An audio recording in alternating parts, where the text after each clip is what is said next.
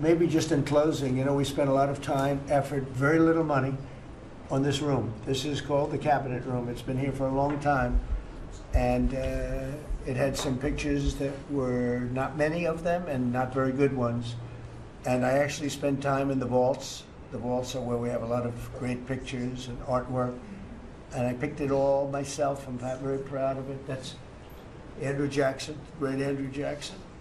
That's a gentleman named, and we call him President Polk. He was sort of a real estate guy. He was, people don't realize he was he was a one-termer, but he was a very good president. But, and I'm not sure I should be doing this, he actually gave us the state of California. He was the one. He was the one. So I'm not sure, maybe he won't be there for long. But if you notice, the frame is the exact same size almost as the other one is Andrew Jackson. So that was a part of the reason too, I have to be honest. But Polk was actually a very good president who's got the same frame that I needed, okay? And up here you have the original George Washington right behind the light.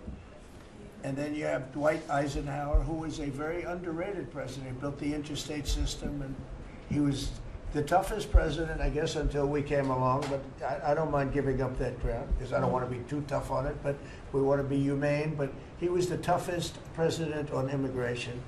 He was very strong at the borders, very, very strong. And sometimes you can be too strong. He was strong at the borders, and during a certain period of time, they were so strong that almost every farmer in California went bankrupt. And we have to remember that. We have to work together, and we have to remember that. But he was a very good president, and a very good general, and a very good president, and I thought he deserved a position somewhere on this floor. And then you have, this is very exciting to me, he was not a Republican, to put it mildly, but he was, you know, he was a four-termer. He was Franklin Delano Roosevelt. And if you notice, there were a lot of ramps outside. We have ramp, people say it's an unusual place for a ramp. It was because of him. He was wheelchair bound, but he was an amazing man. It's an amazing portrait, and we used to have him in the room, a different portrait, and it was a terrible portrait. It was almost like it was done by a child. And I used to say, you know, I can't believe that he would have approved of that portrait of himself. And I was in the vaults and looking at things. I said, what's that? And we have some great curators here. We have 6 curators at the White House. They have 2 for paintings, they have them for furniture, they have them for different things. I guess cost is no object. Okay, cost is, maybe I'd have 1, but that's all right. But we have 6, and they're very talented, though. And he said, that's a picture of FDR. I said, really? Let me see it. They took off the wrappings, very well preserved. And I said, that's the picture they've been looking for years. That was the picture of Franklin Delano Roosevelt. And I said, oh, wow. And likewise, that fit, see frame-wise, it just doesn't work. It doesn't work if you have, I want to be nice, but it doesn't work if you have a big frame, a little frame, and you, but it's like perfection. I'm a perfectionist. The mirror was down in the vaults also. I said, where is this from? And it's a very old, very storied mirror, beautiful. We put that up. And then over there is Honest Abe Lincoln. And that picture was in his bedroom. And we thought that this would be a very important place, because this is where wars are ended. I'm not going to say wars are declared. I'm going to say wars are ended, okay? We'll be positive. And that's the picture of Abe Lincoln from his bedroom, sat in the bedroom for many, many years. That was his favorite picture of himself. And the Lincoln bedroom's very famous. You remember when Bill Clinton had it and he rented it out to people. Okay? We don't do that. But it's an incredible room. And we took that picture from his bedroom. That's Abe Lincoln.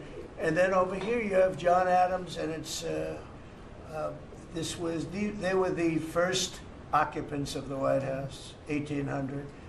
And John Quincy Adams, Mrs. Adams, they were the first occupants. So we have them looking at each other, and in between their stare is Abraham Lincoln trying to make peace. And that picture was in a room that I have that was not important like the cabinet. I gave it up. I said, I have to give it up because that's one of the greatest pictures of the White House. The White House is tremendous art. And the Oval Office, when we're there, we'll go over that. That's really been something. Then we got the drapes, so we got the whole thing. We got new drapes. We got new, wasn't a big expense, very, very small.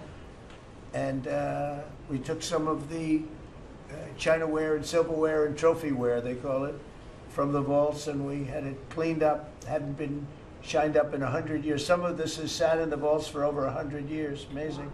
Over 100 years. Many of the pictures that were put up in the Oval Office, as an example, those two as an example. So he was president. They moved in 1800, and he won the election, I believe, in November of 1800, John Quincy Adams. And we thought that would be, he was considered to be a good president, and he was the first occupant of the White House, so it sort of made sense. And I love the frame of those pictures. Look at those frames, you know, I'm a frame person. Sometimes I like frames more than I like the pictures. And we have the flags of the Marines, and Space Force now has its own flag. I'm very proud of Space Force, but the Army, Navy, Air Force, Marines, Space Force, the whole thing. And Coast Guard is right there. You never forget the Coast Guard. They do a great job. So we have the flags throughout the office. And it's really become quite a beautiful place. I don't want to tell this, Marco pointed it out. I was going to leave the clock. So as president, you have the power. If I go into the State Department or Department of Commerce or Treasury, if I see anything that I like, I'm allowed to take it. Do you believe this? So I'm in Marco's, I see this gorgeous clock, grandfather clock, and there it is. I said, Marco. He didn't know about it.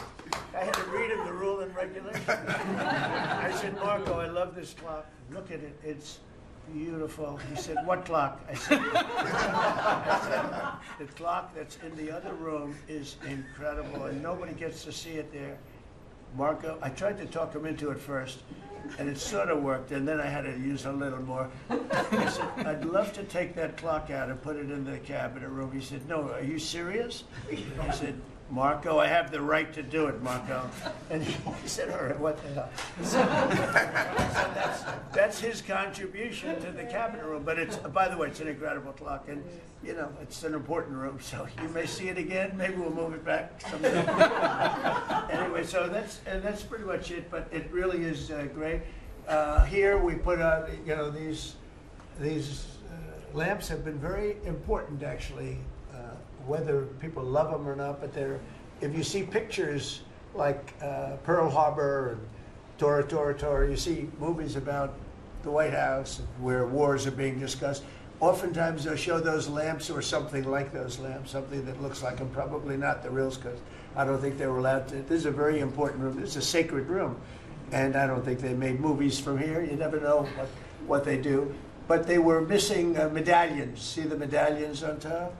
They had a chain going into the ceiling, and I said, you can't do that, you have to have a medallion. They said, what's a medallion? I said, I'll show you. And we got some beautiful medallions, and you see them, they were put up there. It makes the lamps look better. So we did these changes, and you know, when you think of it, the cost was almost nothing. We also painted the room a nice color, beige color. And it's been really something. The only question is, will I gold leaf the corners? You could maybe tell me my cabinet could take a vote. You see the top line moldings, and the only question is, do you gold leaf it? Because you can't paint it. If you paint it, it won't look good because they've never found a paint that looks like gold. You see that in the Oval Office. They've tried for years and years. Somebody could become very wealthy, but they've never found a paint that looks like gold. So painting it is easy, but it won't look right. And the question is whether or not we should gold leaf it. Linda, do you have an opinion? I gold leaf it. You like it the way? No, I gold leaf it. You'd gold leaf it? Yeah. Who would gold leaf it? Could I raise you? How about